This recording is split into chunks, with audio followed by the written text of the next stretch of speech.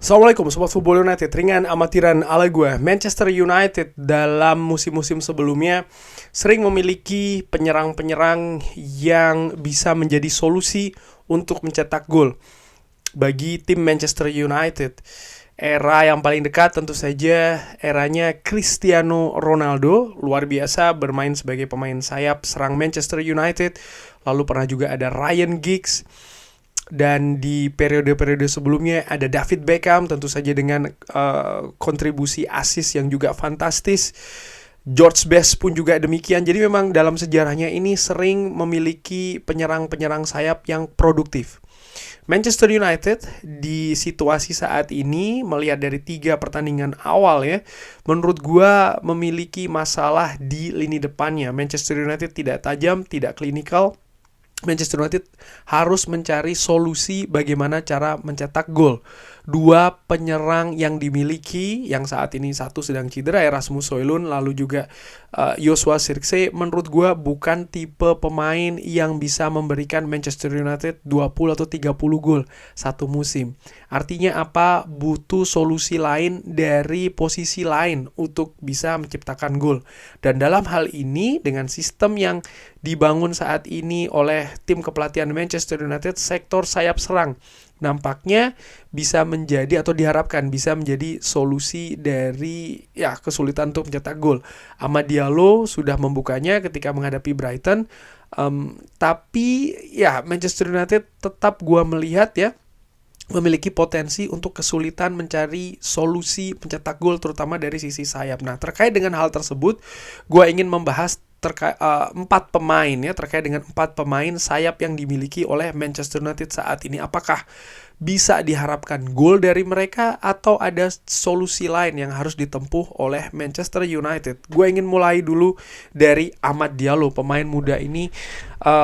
Dari akhir musim lalu menurut gue menunjukkan peningkatan yang luar biasa. Sebelumnya pemain yang didatangkan di zamannya Ole Gunnar Solskjaer dengan angka investasi yang cukup tinggi, didatangkan dari Atalanta, mengalami tantangan yang juga cukup besar di Manchester United. Pelatih yang membawa dia ke Manchester United, manajer yang membawa dia ke Manchester United, Ole Gunnar Solskjaer, tidak berada lagi. Jadi perkembangan dari pemain muda ini nampaknya memiliki tantangan yang besar. Sempat dipinjamkan juga ke beberapa klub sebelumnya. Namun ketika di Sunderland dia tampil fantastis, mencetak 14 gol dalam 42 pertandingan. Lalu sempat juga sebenarnya dia di musim lalu ini kalau tidak salah ingin dipinjamkan ke Feyenoord, tapi batal di menit-menit akhir karena dia cedera. Lagi-lagi cedera ini juga sering yang menjadi hambatan dari pemain muda ini. Namun nampaknya keberuntungan mulai berpihak kepada Amad Diallo. Akhir musim lalu dia dipercaya oleh Erik ten Hag setelah menunjukkan memang peningkatan permainan yang juga signifikan. Dan musim ini bahkan Erik ten Hag menilai ini akan menjadi musimnya dari Amad Diallo. Catatan gol selama ini dari pemain muda Pantai Gading ini belum terlalu fantastis ya. Dia paling banyak musim 2023-2024 bermain 9 pertandingan liga bersama dengan Manchester United, total 12 penampilan di semua ajang dengan menciptakan 2 gol. Salah satu gol yang menurut gue juga fantastis adalah ketika menyingkirkan Liverpool. Apakah Amad Diallo bisa diandalkan untuk mencetak gol musim ini? Ya menurut gue dia harus membuktikan karena dia memiliki support berupa rasa percaya dari sang pelatih dan tinggal mengimplementasikannya di atas lapangan. Gaya permainan yang berbeda dari Amad Diallo di 3 pertandingan awal menurut gue juga memberikan warna berbeda dari lini serang Manchester United, sehingga gue nilai dia memiliki potensi besar menjadi solusi gol dari Manchester United, di mana mencetak banyak gol di satu musim pernah dilakukan oleh pemain muda ini ketika dia memperkuat Sunderland. Hanya saja level Sunderland dan Manchester United ini berbeda. Bergerak ke pemain selanjutnya, sayap kanan juga Anthony, yang didatangkan nyaris dengan 100 juta euro. Di musim pertama dia mencetak 8 gol dari 44 penampilan bersama dengan Manchester United. tampil cukup oke di musim pertama. Dia langsung mencetak gol di debutnya, mencetak gol juga di partai penentuan menghadapi Barcelona. Artinya secara teknis dia memiliki material yang cukup oke sebenarnya. Hanya saja memang mencetak banyak gol dalam satu musim ini bukan ciri khas dari Antony. Bahkan ketika dia masih memperkuat Ajax di musim 2020-2021, dia mencetak 11 gol dari 46 pertandingan, dan satu musim setelahnya dia mencetak 12 gol dari 33 pertandingan. Yang ingin gue tekankan memang nampaknya dia bukan tipe penyerang yang bisa mencetak 20 atau 30 gol dalam satu musim. Bukan seperti itu, tapi lebih ke pergerakannya yang eksplosif, lebih ke mungkin transisi yang cepat, yang mengandalkan kecepatan dan juga teknik tinggi. Ini mungkin yang menjadi atribut utama dari Antony. Dan memasuki musim kedua di Manchester United musim lalu, ya dia tampil jeblok 38 pertandingan, dia hanya mencetak 3 gol ya. Ini menjadi periode yang sulit bagi Antony. Kenapa? Memasuki musim kedua dengan harapan dia lebih bagus lagi dibanding musim pertama, adaptasinya juga bisa lebih dalam lagi, tapi apa yang terjadi? Ada masalah personal, masalah hukum yang menderita, dan ini menyedot perhatian fokus dari Antony itu sendiri. Sempat diparkir beberapa bulan, dia harus dicoret dari tim nasional Brazil.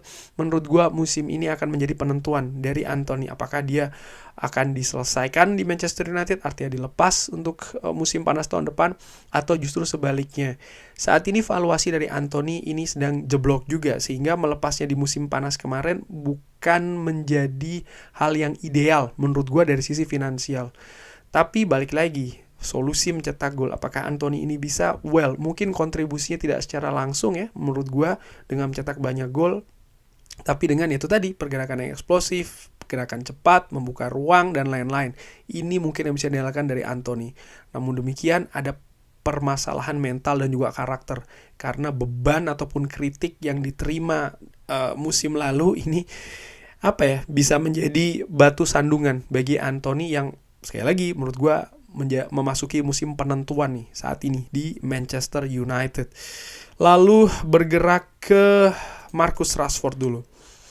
Pemain ini pemain produk lokal Manchester dari akademi, sudah dari musim 2015-2016 bersama dengan Manchester United. Catatan golnya sebenarnya ketika dia bergabung di musim 2015-2016 8 gol di total penampilan bersama dengan Manchester United. Musim setelahnya 11 gol, musim setelahnya 13 gol, musim setelahnya lagi 13 gol, lalu naik menjadi 22 gol, lalu naik lagi menjadi turun sedikit menjadi 21 gol, sempat jeblok menjadi 5 gol, sebelum akhirnya dikembalikan penampilannya di musim pertama dari Erik ten Hag. Fantastis, satu musim 30 gol di semua ajang. Hampir semua, sebagian besar sentuhan dari Marcus Rashford berakhir tajam, mencetak gol, menciptakan peluang, momentum sangat tajam. Tapi musim lalu dia jeblok. Dari 43 penampilan dia hanya menciptakan 8 gol. Ini nyaris sama seperti 2 musim sebelumnya ketika dia mencetak 5 gol di satu musim. Ada yang drastis dari penampilan Marcus Rashford. Sebenarnya gue melihat secara ringan amatiran ya, secara kemampuan dan juga angka statistik yang dibukukan oleh Marcus Rashford, dia ini punya material untuk bisa diandalkan untuk mencetak gol. Ini sudah dibuktikan 2 musim lalu, 30 gol di semua ajang, 17 gol di Premier League sendirian. Ini bukan hal pertama kali yang dilakukan oleh oleh Marcus Rashford untuk Manchester United, mencetak 17 gol di Premier League. Pernah juga dilakukan di musim 2019-2020. Artinya apa? Dia punya kapasitas sebagai pencetak gol banyak. Artinya menjadi mesin gol bagi Manchester United. Hanya saja musim lalu dia jeblok. Musim ini dia masih belum menemukan sentuhannya. Dan ini harus dicari. Kenapa masalahnya? Gua sering berkata di Football United ya, gue curiga betul ini terkait dengan karakter, ini terkait dengan happiness. Nampaknya dia belum lepas betul nih, dia belum enjoy seperti 2 musim yang lalu. Ketika itu bisa ditemukan alasannya ya, dia bisa menikmati lagi bermain sepak bola di atas lapangan, mungkin gol itu bisa datang. Sekarang tinggal caranya seperti apa. Apakah dia harus diberi menit bermain terus, ataukah diparkir dulu, atau seperti apa. Manajemen dan juga staf kepelatihan gue harapkan bisa menemukan solusinya. Saat ini di staf kepelatihan ada banyak sosok baru, Rene Hake, Ruud van Nistelrooy. gue harapkan bisa menemukan formula untuk mengembalikan kepercayaan diri dari Marcus Rashford sehingga dia juga bisa kembali nih menjadi mesin gol dari Manchester United. Dan terakhir, Alejandro Garnacho, pemain Argentina, pemain muda ini fantastis, tampil musim atau ya 2 musim yang lalu sebagai pengganti dari seorang Cristiano Ronaldo. 34 penampilan, 5 gol di semua ajang kompetisi yang diikuti. Musim lalu sebagai pemain muda, untuk pertama kali dia mengalami musim yang penuh sebagai pemain andalan. 50 total penampilan di semua ajang bersama dengan Manchester United, 10 gol dia ciptakan. Jadi ada double ya, dari 5 gol sebelumnya menjadi 10. Menurut gue dia memiliki potensi nih untuk bisa diandalkan menjadi pencetak gol banyak bagi Manchester United. Hanya saja kematangan dari Alejandro Garnacho ini juga harus diperbaiki, terutama pengambilan keputusan. Dan pengambilan keputusan pemain di atas lapangan ini sering sekali terjadi karena ya pengetahuan berupa dari pengalaman ya. Jadi insting tuh diasah dari pengalaman di atas pertandingan, dimana sebagai pemain muda ini yang harus diperkaya. Gue harapkan staf kepelatihan bisa membantu nih pematangan dari seorang Alejandro Garnacho, karena gue melihat potensi dari Alejandro Garnacho untuk bisa diandalkan sebagai pencetak gol dari sayap untuk Manchester United. Kurang lebih seperti itu membahas terkait dengan 4 pemain sayap dari Manchester United. Siapa kira-kira yang bisa diandalkan untuk bisa menjadi mesin gol musim ini? Silahkan drop di kolom komen. Terima kasih sudah menyaksikan. Jangan lupa like, share, dan juga subscribe. Wassalamualaikum warahmatullahi wabarakatuh. Thank you.